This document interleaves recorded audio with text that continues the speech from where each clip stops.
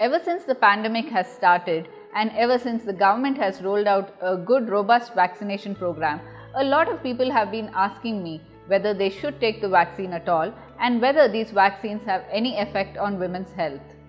It has been seen that there is a gender divide between the number of people who have been taking the vaccine. Fewer women are taking the vaccine as compared to men. This may of course be because of the gender divide itself. However, our guess is that it is due to the misconceptions surrounding the vaccine. A lot of people ask me whether these vaccines cause any effect or any menstrual disturbances. People, after taking the vaccine, people have noticed that it may cause irregular periods, or it may cause prolonged periods, or even make them skip a period. So people ask me if this is due to the COVID vaccine.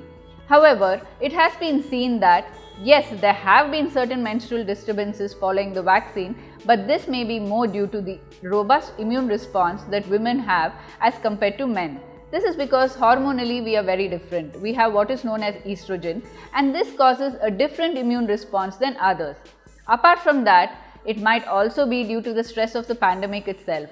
Any stress can cause changes in menstrual disturbances. It is very unlikely that this disturbance is due to the vaccine itself. So I would advise people to go ahead and take the vaccine irrespective of which part of the cycle they are in. They can take the vaccine even during the menstrual cycle. Like people ask me, should we take it during the periods?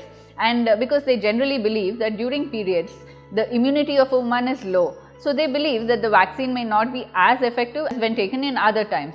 This is a myth. I would like to encourage women to go ahead and take the vaccine and assure them that though it may have some changes in their menstruation, there would be no major serious effects on it.